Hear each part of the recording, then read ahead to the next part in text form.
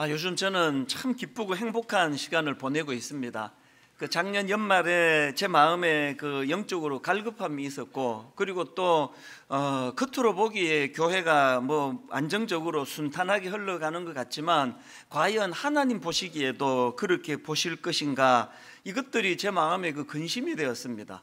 그래서 아무 문제 없는 그게 오히려 큰 문제가 될 수 있다는 그런 생각을 가지고 이제 금식을 선포하고, 지난 주일날 전 교회적으로 우리가 집중해서 하나님을 갈망하는 그런 성도님들이 모인 교회가 되자고 그렇게 선포를 했더니 얼마나 감사한 일이 많았는지 모릅니다. 이곳저곳에서 교회적으로 아름다운 소식이 들려지는데요, 이제 이 금식에 많은 분들이 동참을 하고, 또 금식에 동참하여서 허기가 느껴질 때 그것을 예수님을 묵상하고 예수님을 생각하고 하나님으로 굶주린 그런 신앙인으로 살아야 되겠다는 결단이 일어나고 있다는 이야기들을 한 주 내내 듣는데 얼마나 기쁘고 감사한지 모르겠습니다.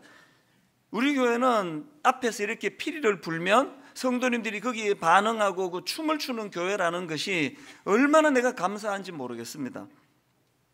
사실 저는 지난 연말부터 이 임재 혹은 임재의식, 이 단어를 많이 묵상을 하면서 시간을 보내고 있는데요, 지난주에도 저는 이 임재 혹은 임재의식이라는 이 단어를 가지고 많은 묵상을 하면서 시간을 보냈습니다.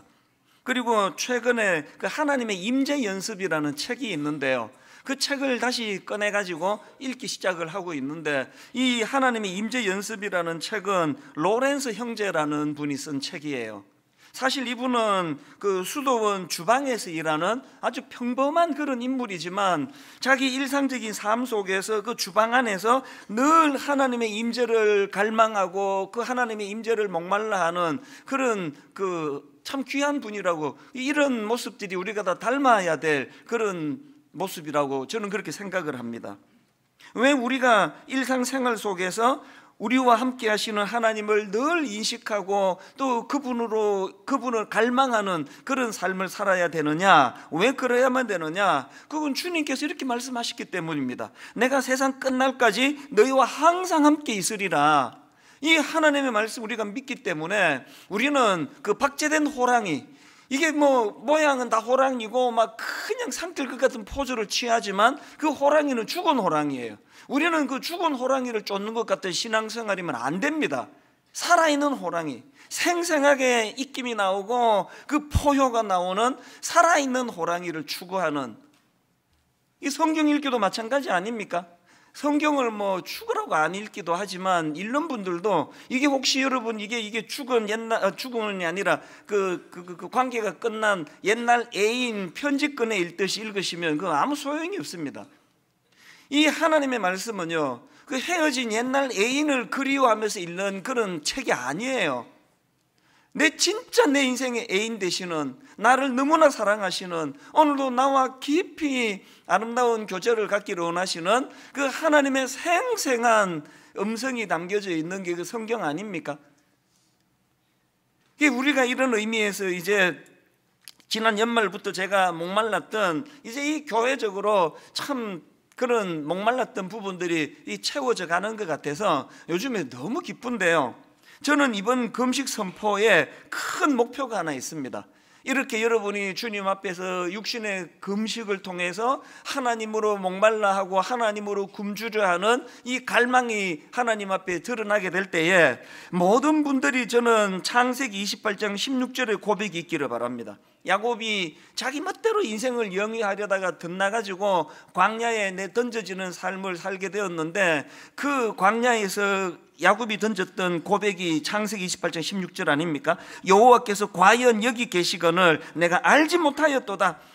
잠깐 떠났다가 다시 온 거 아니에요. 늘 그와 함께 했습니다. 그런데 온통 자기 인생을 자기가 영위해야 되겠다는 생각에 빠져 있다 보니까 하나님의 임재를 느끼지 못하던 인생, 그랬던 야곱이 그 고난의 광야에서 여호와께서 과연 여기 계시거늘 내가 알지 못하였도다. 저는 이번 금식에 모든 성도님들의 금식의 열매가 이 고백이기를 바랍니다. 여호와께서 과연 여기 계시거늘 내가 알지 못하였도다, 깨닫지 못하였도다.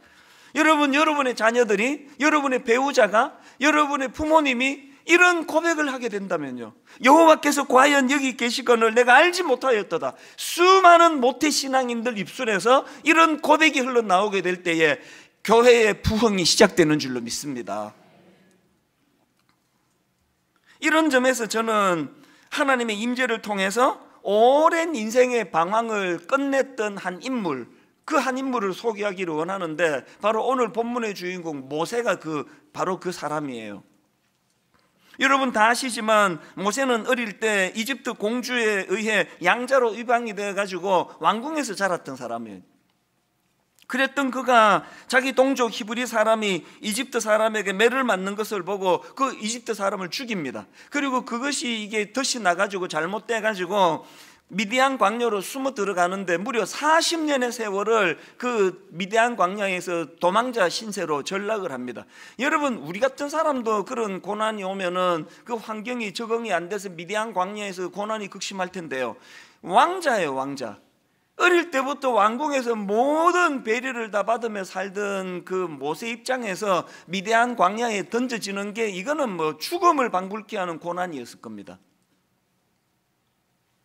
갈등이 얼마나 많았겠고, 그 광야에서 있으면 안 되는 그곳에서 얼마나 그 마음에 혼미하고 방황이 많았겠냐고요. 그런 그 내면의 갈등과 방황을 끝내게 만든 사건이 오늘 본문에 기록이 되어 있는데, 그게 바로 오늘 본문 출애굽기 3장 2절입니다. 여호와의 사자가 떨기나무 가운데로부터 나오는 불꽃 안에서 그에게 나타나시니라. 그에게 나타나시니라, 이게 하나님의 현현이에요. 그리고 또 하나님의 임재입니다. 이거 꼭 기억하셔야 됩니다. 여러분, 우리 인생에 찾아오시는 하나님의 현현, 하나님의 임재야말로 혼란스러운 우리의 모든 갈등을 종식시키는 능력이 되는 줄로 믿으시기를 바랍니다. 그래서 제가 이 본문을 가만히 보니까요, 이 신앙생활은 이게 파도타기예요, 파도타기. 제가 언젠가 그 캘리포니아에 갔는데 어떤 분이 그 서핑 USA 이 노래를 만든 배경으로 한 그런 빛이다 그러면서 저를 거리로 데려갔는데, 보니까 막 얼마나 많은 사람들이 그 파도 타기를 하는데, 내 감동을 받았던 게, 유심히 보니까요, 연세 드신 그 어른들이 엄청 많이 파도를 타더라고요. 보니까 막 젊은 사람들처럼 막 그렇게 막 용 쓰지도 않아요. 아주 가뿐하게 파도를 타는 거는 오랜 세월 동안 파도 타기에 익숙하시기 때문에 그런 거 아닙니까? 제가 왜 이 신앙생활이 이게 파도 타기다 그런 생각을 했는가 하면요, 파도 타기와 신앙생활의 두 가지 공통점 때문에 그렇습니다. 신앙생활이 왜 파도 타기인지 아십니까? 여러분, 이 파도는요, 자기가 일으키는 게 아니에요. 이 파도는 하나님이 일으키는 거예요.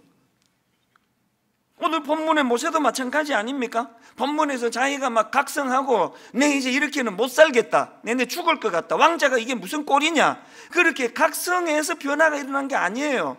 그날도 그냥 자기 장인 양떼, 그 당시로 이 목자라는 신분은 엄청 초라한 신분인데, 여러분 그 나이에 자기가 하는 것도 아니에요.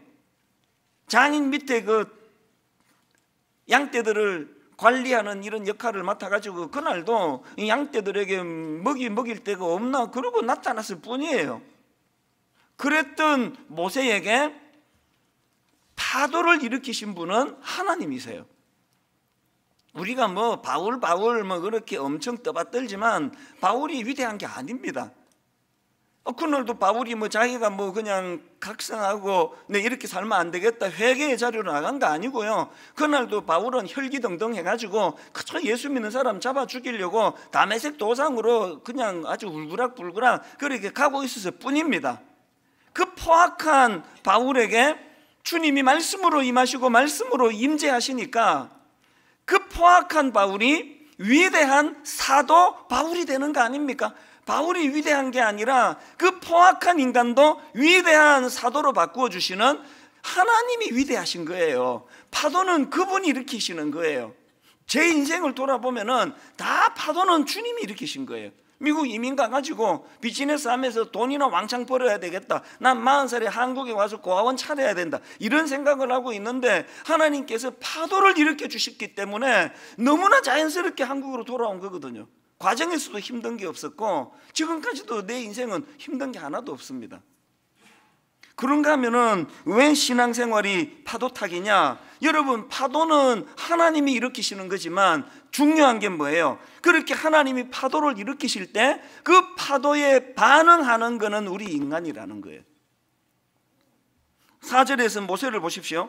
하나님의 임재에 대하여 이렇게 반응합니다. 여호와께서 그가 보려고 들이켜오는 것을 보신지라 하나님이 떨기나무 가운데서 그를 불러 이르시되 모세야 모세야 하시매 그가 이르되 내가 여기 있나이다. 자기가 찾은 거 아니에요. 자기가 부른 거 아닙니다. 자기가 각성한 거 아니에요. 하나님이 그를 찾아주셨어요. 모세가 한 건 반응한 것밖에 없습니다. 내가 여기 있나이다 이것밖에 없습니다. 예수님의 육신의 어머니 역할을 맡았던 마리아가 막 뜻한 바가 있어가지고 하나님께 막 금식하면서 하나님께 요구하면서 내가 육신의 어머니 역할을 맡고 싶다고 예수님의 어머니 역할을 하겠다고 떼쓴 거 아니에요. 파도는 하나님이 일으키신 거예요. 일으키시는 그 하나님의 파도에 마리아는 이렇게만 반응했습니다. 누가복음 1장 38절 마리아가 이르되 주의 여종이오니 말씀대로 내게 이루어지이다. 파도 일으키는 건 너무 어려워요. 불가능한 일입니다. 그러나 하나님이 일으키시는 파도에 말씀대로 이루어지이다 반응하는 것은 쉬운 일 아닙니까? 하나님께서 분당 우리 교회 담임 목사를 통해서 지난 연말부터 파도를 일으키시도록 오래 준비를 시키시고 이제 금식을 선포하고 온 교회적으로 지금 하나님께서 영적인 파도를 일으키실 때 여러분은 거기에 반응만 하면 돼요. 내 쓱 보니까 지금 누가 금식했고 누가 안 했는지 확 표시가 나요. 얼굴에 막 윤기가 잘잘 흐르는데 근심이 많아 보이는 그분은 이제 안 하고 있는 거예요. 박 집사님 그 하세요 금식.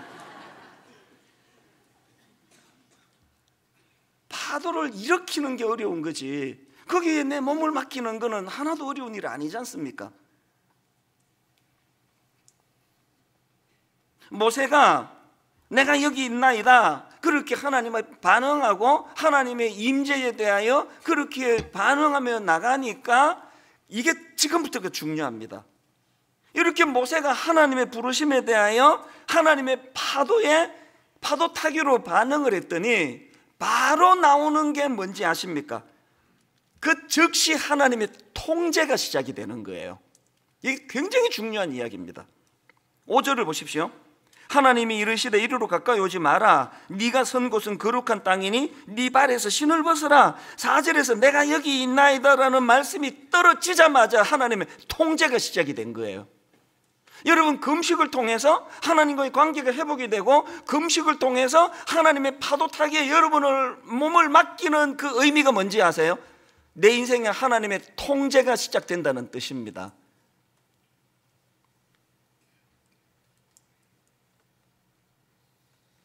영어로 종교를 religion이라 그러지 않습니까? 근데 이 영어 단어 religion이라는 이 단어는 라틴어로 religio에서 나왔는데요. 이 religio라는 단어는 묵다라는 뜻이랍니다. 뭐로 의미합니까?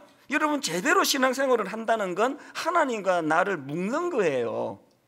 그 우리 초등학교 다닐 때 그 가을에 운동회 할 때 2인 1조 발 묶어 가지고 뛰는 거 얼마나 불편한지 아시죠? 막 그냥 막 나 혼자 뛰라 그러면 막 냈다 그냥 달리겠는데 이 상대방하고 보조를 맞추면서 그렇게 골을 향해 달리는 게 발 묶고 뛰는 거 아닙니까? 제대로 된 신앙은 하나님과 내가 발을 묶는 거래요. 하나님의 통제가 시작이 된 거예요. 하나님 없이 살 때 좋았죠. 누가 날 통제합니까? 막 살 수 있는데. 제대로 신앙생활하는 건 하나님의 통제가 시작이 되는 거예요. 하지 마라, 해라, 막 이런 게 얼마나 많으냐고요. 제대로 된 신앙생활이 하나님과 나를 묶는 것이라고 이해를 한다면 여러분 문제가 뭐예요? 예배도 잘 드려요. 막 봉사도 잘하고 막 또 섬김도 잘해가지고 막 이웃도 잘 섬기고 막 헌금도 많이 해요. 막 모두가 다 신실한 크리스찬이라고 그러는데 문제가 뭐예요? 결정적으로 일이 생기면 지 혼자 냈다 달려버리는 걸 뭐. 모든 부모들이 자기 자식들에 대해서 특히 어린 자식들에 대해서 분노하는 게 뭐예요? 뭐 밥도 같이 먹고 애교도 부리고 한 집에 잘 살아요. 관계도 좋습니다. 막 살살 아빠 사랑해요 뭐 이런 소리도 잘해요. 용돈 탈 때. 그렇게 관계 좋은 것 같은데 결정적으로 뭐 결정할 때 보면 지 혼자 하고 있단 말이에요. 지 혼자. 대부분의 가정에서 일어나는 일들 아닙니까? 그래서 막 그냥 열받는 부모들이 자식에게 화날 때 이런 말을 자주 하시잖아요. 너한테 나는 무슨 의미냐? 돈 대주는 물주냐 나는? 너한테 나는 뭐야 도대체? 이렇게 리얼하게 표현할 수 있다는 게 뭘 의미하는지.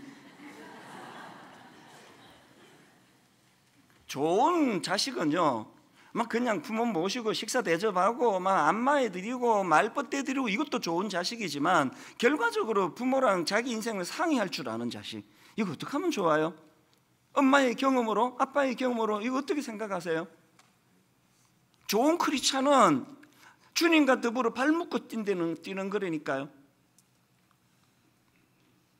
제가 우리 집에 새아이에게 요즘 종종 하는 말이, 네 인생에 결정적인 중요한 포인트가 하나 있다면 네 인생에 코치가 필요하다. 코치가. 그 김연아 같은 대선수도 코치가 있잖아. 코치가 하라는 데까지 하고 지시하는 데 따르는 코치가 있잖아. 네 인생에 코치가 있니? 하나님이 네 인생의 코치가 되도록 해야 돼. 왜 하나님이 임재를 경험하고 자기가 반응할 때 파도 타기를 하는 모세에게 바로 태클이 들어갑니까? 신 벗어라! 왜 하나님의 그 태클이 통제가 바로 들어가느냐고요? 그게 신앙이에요. 여러분의 신앙이 얼마나 난 찬양을 좋아하느냐 뭐 설교를 많이 듣느냐가 아니고요, 나는 하나님에 의해 통제를 받고 있는가. 내 인생은 모세는 광야에서 그게 없었잖아요. 여러분 잘 아시지만 제가 방금 앞에서 말씀드렸던 미디안 광야가 왜 모세에게 혼미한 그런 세월이, 그리고 또 그 미디안 광야로 갈 수밖에 없었던 그 살인 사건의 그 과정을 제가 보니까요, 성경이 의외로 그 모세가 저지른 살인에 대해서 결과는 나빴지만 그 동기에 대해서 굉장히 좋게 평가를 하더라고요. 이게 독특했습니다. 자, 사도행전 7장 23절 24절을 보십시오. 나이가 40이 되매 그 형제 이스라엘 자손을 돌볼 생각이 나더니, 이 굉장히 좋은 동기 아닙니까? 그 형제 이스라엘 자손을 돌볼 생각이 나더니 한 사람이 원통한 일 당함을 보고 보호하여 압제받는 자를 위하여 원수를 갚아 애굽 사람을 쳐 죽이니라. 비록 동기는 나빴지만 결과는 나빴지만 모세의 동기가 굉장히 순수했다는 거예요. 여러분, 동기가 순수하다고 결과가 항상 좋은 게 아닙니다. 예수 믿는 사람이 누가 악한 동기로 나쁜 짓을 하는 사람이 몇 명이나 되겠냐고요. 여러분, 동기가 순수하다고 다 결과가 좋은 거 아니에요. 동기가 순수할 때 그 순수한 동기가 코치 되시는 하나님 손에 통제가 될 때 결과도 좋은 거예요. 모세가 이걸 놓친 거 아닙니까? 여러분의 삶을 되돌아보시면 동기부터 악했던 건 뭐 처음부터 사기 쳐먹으려고 막 이랬던 악한 사람하고는 좀 다를 거예요. 여러분 동기가 그렇게 나쁘지 않았는데 왜 정신 차리고 보니까 왜 미디안 광야를 배회하고 계시느냐고요. 왜 그렇습니까? 왜 모세는 그렇게 순수한 동기로 자기 민족을 사랑한 걸로 시작했는데 왜 사람을 죽이고 광야에 던져지는 비참한 결과를 경험했냐고요. 이 질문에 대한 답을 저는 오늘 본문 출애굽기 2장 11절 12절에서 찾습니다. 자, 잘 보십시오. 모세가 장성한 후에 한 번은 자기 형제들에게 나가서 그들이 고되게 노동하는 것을 보더니 어떤 애굽 사람이 한 히브리 사람 곧 자기 형제를 치는 것을 본지라. 그 다음 보세요. 좌우를 살펴 사람이 없음을 보고 그 애굽 사람을 쳐 죽여 모래 속에 감추니라. 왜 동기는 좋았는데 결과는 사람 죽이고 광야로 쫓겨나는 결과가 있었냐고요? 왜 그랬냐고요? 모세는 하나님의 임재가 뭔지를 몰랐습니다. 하나님을 의식하는 삶이 뭔지를 몰랐습니다. 좌우를 살펴서 사람 하나 보면은 죽이는 일, 뭔 일 다 할 수 있는 게 그게 모세였단 말입니다.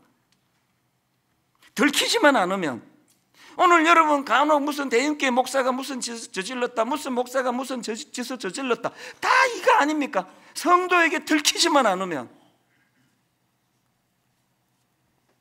그래서 모세의 삶은 오늘 본문을 기준으로 전반전 후반전으로 나눌 수 있는데요, 오늘 모세가 오늘 본문의 사건을 기준으로 그 이전의 삶은 하나님의 통제가 없었고 제멋대로 달리는 인생이었고, 그러다 보니까 광야에서 혼미한 삶을 사는 특징이 있었습니다.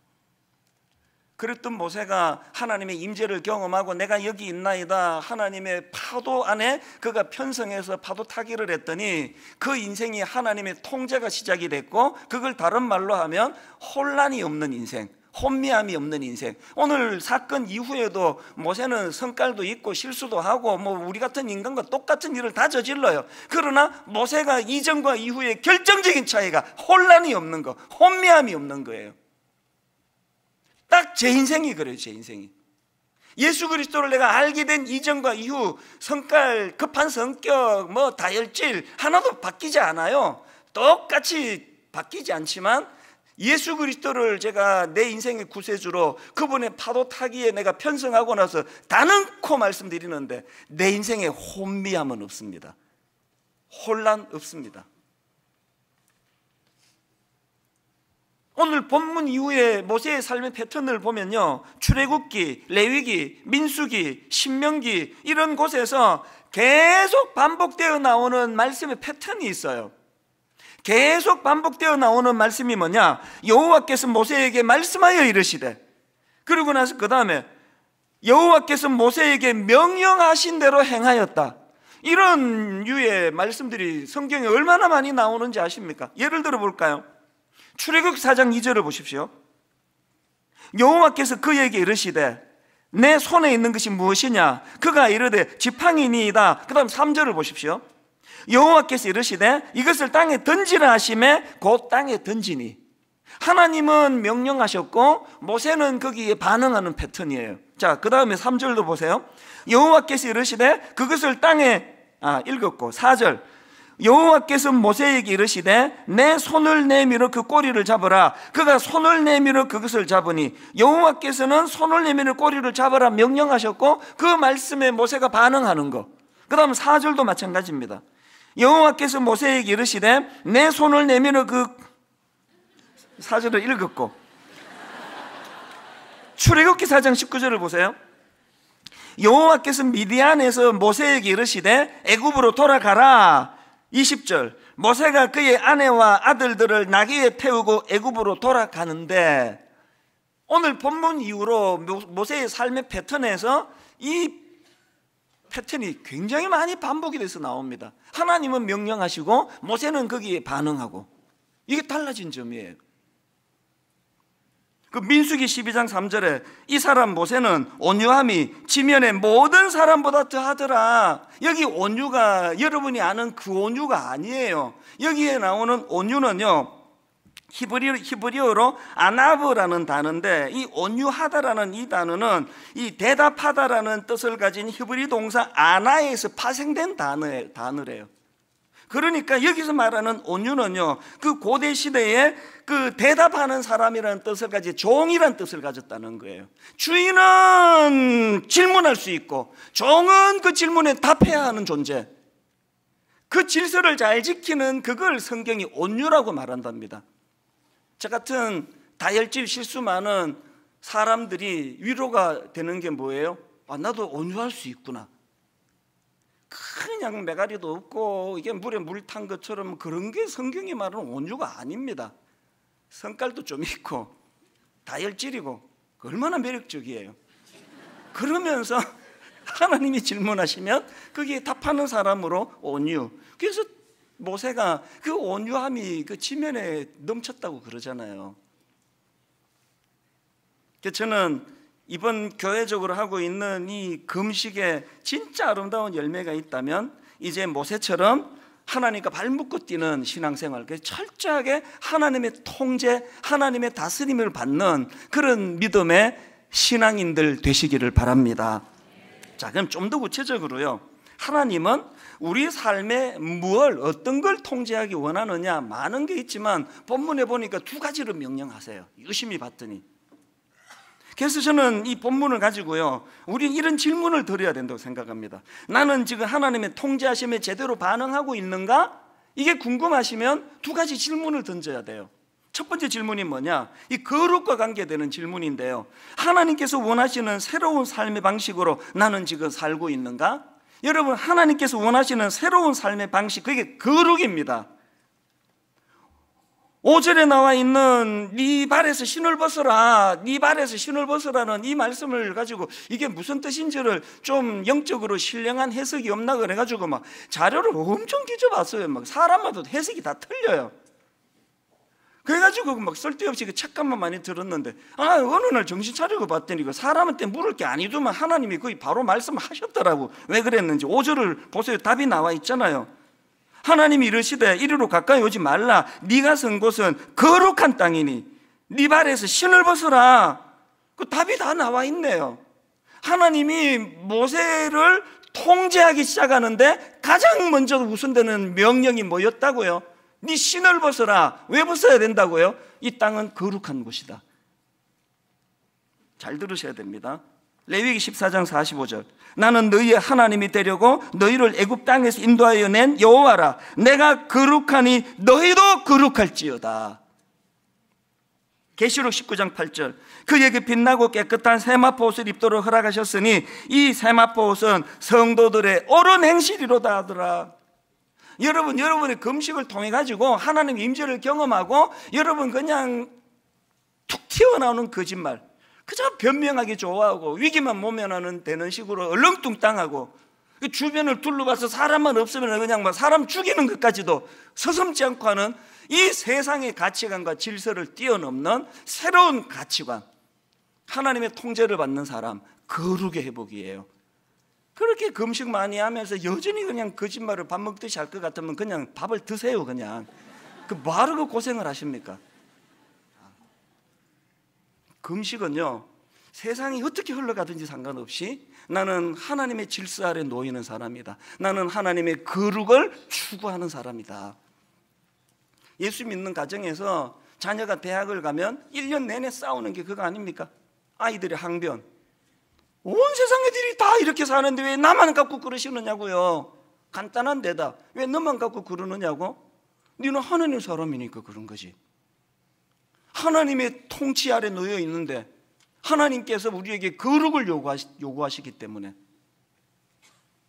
저는 이번 금식이 저와 여러분의 이 하나님의 새로운 삶의 방식, 하나님의 이 질서를 순종하며 나가려고 노력하는 엄청난 능력을 부여받는 금식이 되기를 바랍니다. 그런가 하면 두 번째로 우리가 이 질문 던져야 돼요. 나는 하나님의 통제하심을 제대로 반응하고 있는가? 이게 궁금하시다면 이거 두 번째 사명과 관계되는 질문을 던져야 됩니다. 나는 하나님께서 원하시는 새로운 삶의 목표를 갖고 있는가? 아까 하나님이 임재를 통해 모세를 통제하기 시작할 때 첫 번째 통제가 신발을 벗어라, 거룩의 문제라면 두 번째는 유심히 보니까 두 번째 명령이 있더라고요. 그게 뭐냐? 9절을 보십시오. 이제 가라. 이스라엘 자손의 부르짖음이 내게 달하고 애굽 사람이 그들을 괴롭히는 학대도 내가 보았으니 이제 내가 너를 바로에게 보내어 너에게 내 백성 이스라엘 자손을 애굽에서 인도하여 내게 하리라. 신발을 벗으라는 명령에 바로 연이어 나오는 명령이 가라는 거예요.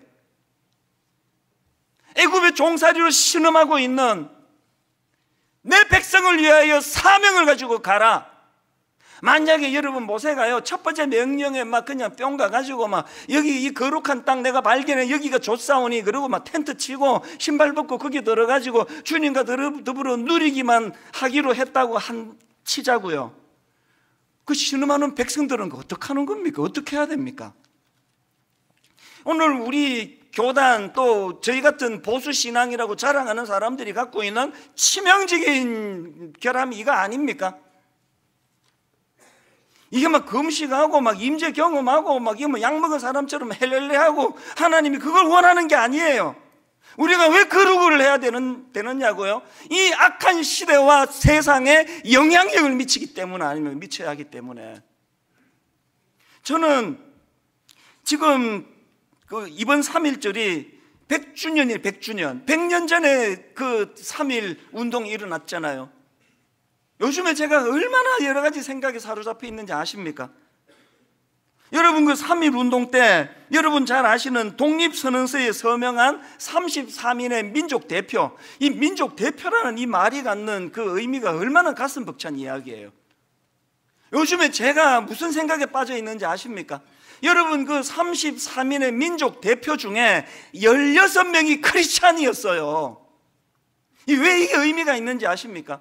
이 100년이 됐다니까. 언제 일어난 운동입니까? 1919년이에요. 1919년이 뭘 의미하는지 아십니까? 우리나라 한국 기독교가 1884년 그렇게 선교가 시작됐으니까 3.1 운동이 일어난 건 복음이더라고 35년밖에 안 되던 때예요. 그때는 남북 분단되기 전 아닙니까? 남쪽 북쪽 다 합쳐가지고 예수 믿는 사람 20만 명밖에 안 될 때예요. 20만 명 크리스찬밖에 안 되던 35년대 요즘으로 말하면 이게 신흥 종교 아닙니까? 예수라는 이름을 듣도 보도 못한 사람이 거의 태반이었을 거예요. 그 20만 예수라는 이름도 들어본 적이 없는 그 작은 기독교에서 민족 대표 33명 중에 16명이 크리스찬이었다는 게 이게 얼마나 우리 마음을 쓰리게 하는지 아십니까? 오늘 우리가 잃고 있는 게 뭐예요? 막 그냥 금식하고 은혜 받고 하나님 임재 경험하고 막 산으로 들어가고 점점 개인 종교고 심화되고 이기적이 되고. 근데 이런 생각을 해보는 거예요. 이걸 이 시대에 이런 3.1 운동 같은 만세 운동이 일어났다고 쳤을 때 33명 중에 크리스찬 대표가 3명 나올까? 지금 3명 나올까요? 영향력으로 쳐서? 저는 지난 17년 동안 교회 개척하고 교회 앞에 이 구호요, 함께 울고 함께 웃는 분당 우리 교회, 너무너무 아름다운 구호라고 생각합니다. 이 구호가 너무 멋졌어요. 근데 여러분, 저는 지난 연말부터 구호를 바꾸려고 생각합니다. 바꿔야 돼요. 이제 언제까지 함께 울고 함께 웃는 그런 문 닫아놓고 우리만의 즐거움이 언제까지 노래 불러줘야 되느냐고요. 구호 바꿔야 됩니다. 어떻게 바꿔야 될까요? 우리를 넘어 세상으로, 우리를 넘어 세상을 향해. 요즘에 저는 나, 우리, 세상, 이 세 단어를 많이 주목을 합니다. 나에서 우리로 전환돼야 되고 우리가 세상을 향해야 돼요. 신부스라 그랬다. 난 거룩을 지킬 거야. 땅굴에 들어가가지고 40일 금식하고 그런 것도 아름답지만 이제는 주님께서 신음하는 내 백성을 향하여 네가 가라. 사명이 회복되는 금식기간 되기를 바랍니다. 오늘 3월 1일 다락방 금식 집회를 지금 준비하면서 너무너무 마음이 설렙니다. 저는 오늘 3월 1일 점심, 저녁, 그 다음날 3월 2일 아침 전 교회적으로 3끼 금식을 선포합니다. 왜 아침, 점심, 저녁이 아니고 점심, 저녁, 아침인지 아세요? 그게 더 길어요. 더 괴롭히려고. 3월 1일 3끼 금식을 하면서 우리 순장님과 순원이 함께 모여 나와 우리로 시작을 하여 하나님 앞에 오전에 함께 기도하고, 그리고 오후에 그 우리가 세상을 향하는 것으로 이 조국과 민족을 향한 기도로 이것이 열기가 옮겨가고, 그리고 저녁 오후에 순장님과 순원들이 함께 모여서 같이 기도하고, 그 다음 날에는 교회가 홈페이지 오시면 다 그거 시간 어떻게 쓸 거라고 다 가이드를 드릴 겁니다. 새끼 금식을 하면서 아버지 파도를 일으켜 주시는 그 하나님 앞에 반응하는 저희가 되기 원합니다. 파도를 일으켜 주시는 그 하나님 앞에 한편으로는 거룩을 꿈꾸겠습니다.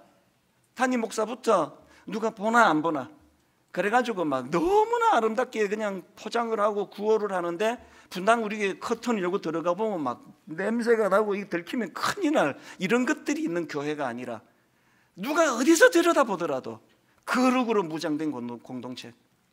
그런가 하면 하나님 두 번째 명령에 귀를 기울입니다. 신음하는 내 민족 내 백성을 향하여 너는 가라. 그 말씀 앞에 새로운 도전을 받고 새로운 목표의식을 가지고 그렇게 사명을 향해 달려가는 저와 여러분 되기를 주님 이름으로 축복합니다. 결론을 이렇게 맺기 원합니다.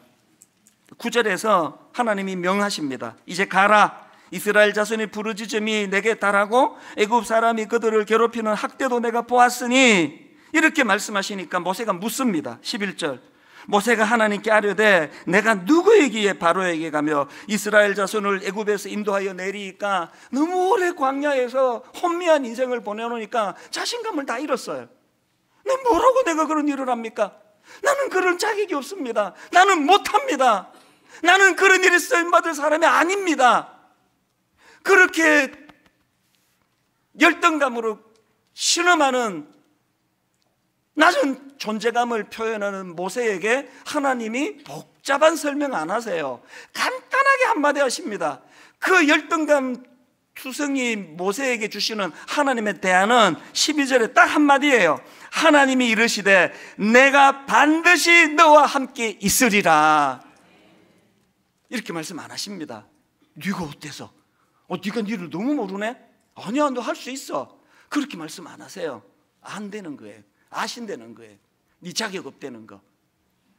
그래서 네 혼자 보내는 게 아니잖아. 내가 반드시 너와 함께 있으리라.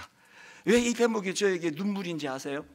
개척하고 지난 17년 모세보다 더 열등감이 많고 모세보다 더 초라한 저 자신을 하나님이 끊임없이 던져주셨던 메시지가 그거거든요.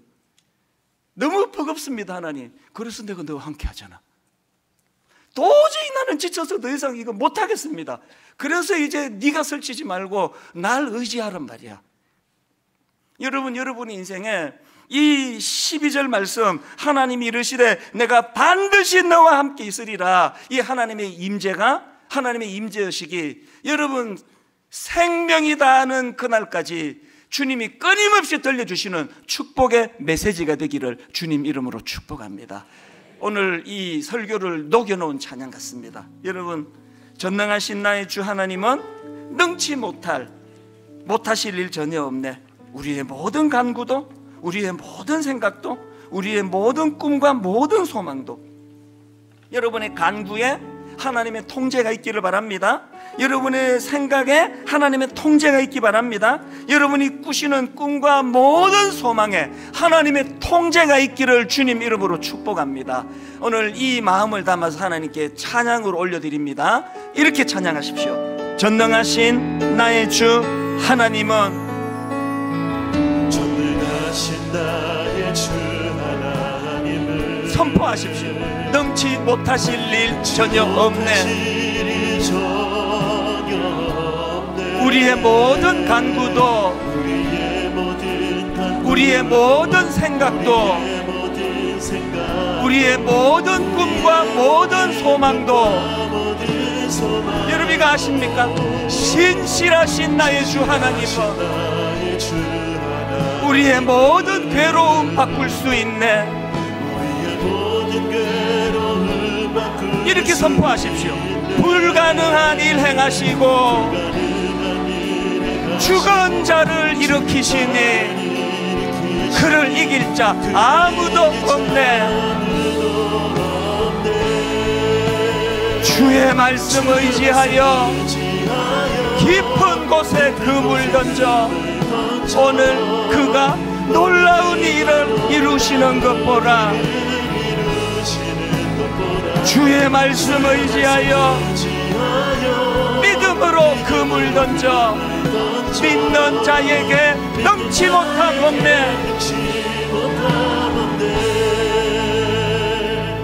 여러분, 오늘 설교 제목이 방황을 끝내고 어떻게 하다가 그렇게 미디안 광야에서 이렇게 방황하고 계세요? 여러분의 인생은, 여러분의 가정은 왜 미디안 광야에서 이렇게 혼미해졌습니까? 분명히 동기가 순수했지 않습니까? 잘해보려고 하신 거 아닙니까? 왜 그렇게 일이 혼미해졌냐고요? 하나님의 통제를 그치지 않기 때문에 그런 거 아닙니까? 여러분, 지금 아들, 딸들이 진짜 기도해야 될 기도 제목이에요. 대학만 가면 그렇게 혼란해지는 겁니까? 너무나 이 세상이 지금 아이들로 하여금 하나님의 통제를 벗어나 이 세상의 구원은 한마디예요. 네 마음 가는 대로 살아라 아닙니까? 내키는 대로 살아라 아닙니까? 하나님의 다스리심 안에 그 통제 영역 안에 들어가기를 원하는데 이 일을 위하여 금식을 합니다. 우리 아들을, 우리 딸을, 우리 남편, 우리 아내를, 그리고 우리 자신을 이제 하나님의 이 금식을 통하여 하나님의 파도 타기에 내 몸을 맡기기를 원합니다. 파도를 일으켜 주시는 그 하나님께 반응하기 원합니다. 그러므로 말미암아 아버지 거룩이 회복이 되고 거룩으로 무장된 우리가 할 이 시대를 향한 소명, 신음하는 이 민족을 향하여 내 백성을 위하여 가라. 우리 다시 한번 이 찬양 부를 동안에 이 모든 하나님의 메시지들이 머릿속으로 잘 정리가 되고 의미를 가지고 다시 금식하며 또 금요일 금식 집회가 이루어지기를 저는 간절히 바랍니다. 소원을 가지고 다시 한번 이렇게 찬양합니다. 전능하신 나의 주 하나님은 능치 못하실 일 전혀 없네. 우리의 모든 간구도, 우리의 모든 생각도, 우리의 모든 꿈과 모든 소망도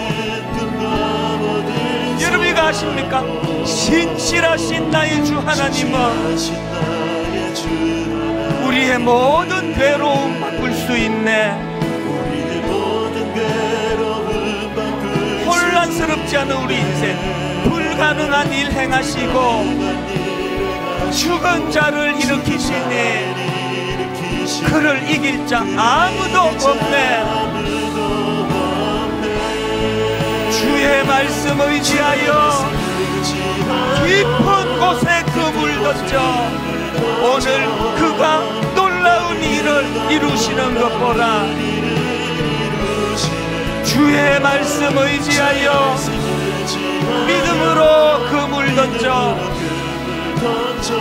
믿는 자에게 능치 못함 없네. 다시 한번 선포하십시오. 전능하신 나의 주 하나님은 능치 못하실 일 전혀 없네. 우리의 모든 간구도, 우리의 모든 생각도, 우리의 모든 꿈과 모든 소망도 하나님에 의해 다스려지기 원합니다. 신실하신 나의 주 하나님은 우리의 모든 괴로움 바꿀 수 있네. 불가능한 일 행하시고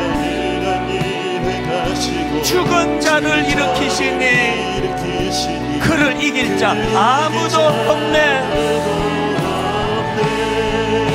주의 말씀 의지하여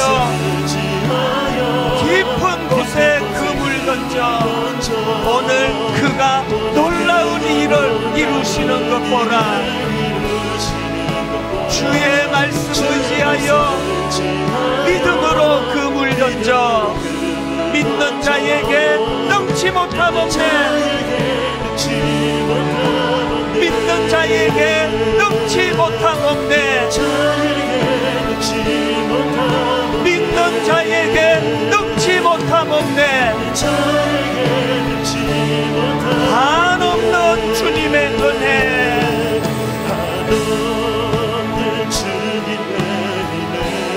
온 세상 위에 넘칩니다. 가릴 수 없는 주 영광,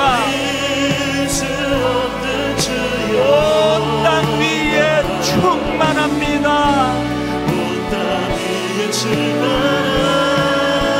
주님만이 길이 오니 우리 그 길 따라갑니다. 그날에 우리를 이루신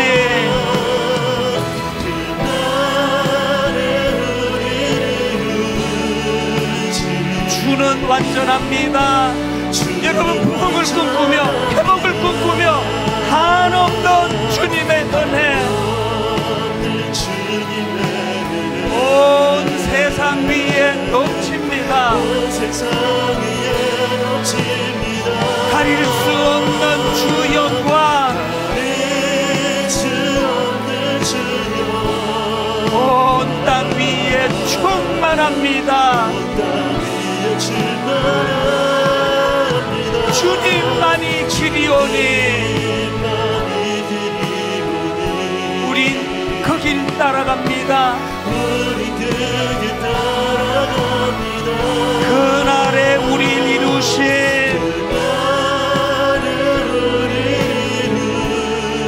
주는 완전합니다. 우리 다 자리에서 일어나셔서 주여 우린 연약합니다. 우린 오늘을 힘겨워합니다. 주 뜻 이루며 살기엔 부족합니다. 정직한 우리의 고백, 우린 연약합니다. 주여 우린 넘어집니다. 오늘 하루 또 실수합니다. 그래서 구하고 또 구하는 것, 주의 긍휼을 구하는 죄인입니다. 우린 주만 바라봅니다. 한없는 주님의 은혜, 온 세상 위에 넘칩니다. 가릴 수 없는 주 영광, 온 땅 위에 충만합니다. 주님만이 길이오니 우린 그 길 따라갑니다. 그날에 우리를 이루신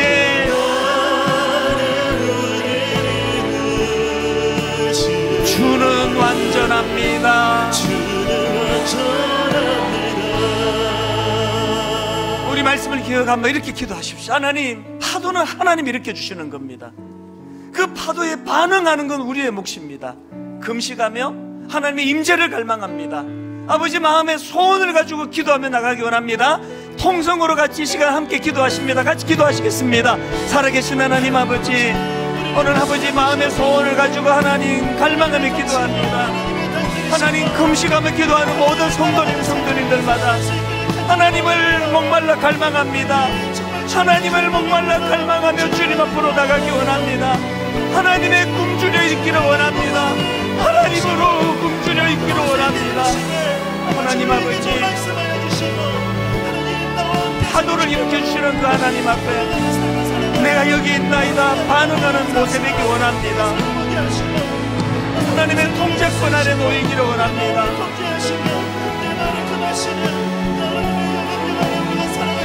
네 발의 신을 벗어라. 이곳은 거룩한 곳이다. 하나님의 거룩을 아버지 덧입기를 원합니다. 내 백성을 위하여 가라. 사명에 복되기를 원합니다. 하나님 그 은혜의 자리로 인도하여 주옵소서.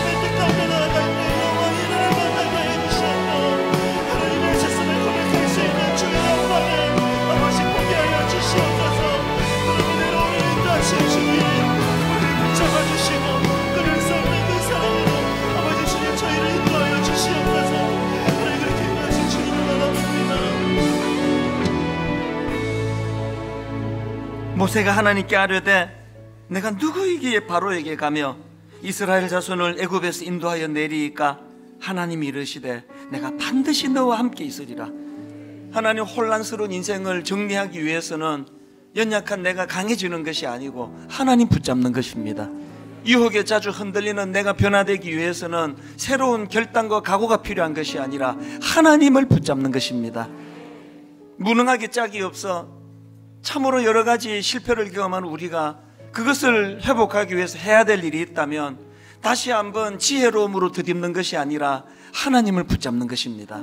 하나님의 임재를, 하나님의 임재하심을 목말라 갈망하며 그분이 일으켜주시는 파도에 반응하며 파도 타기 하는 우리들의 남은 인생, 또 우리들의 가정이 되도록, 그리고 우리 자녀들이 되도록 하나님이 간섭하여 주시고 인도하여 주시옵소서.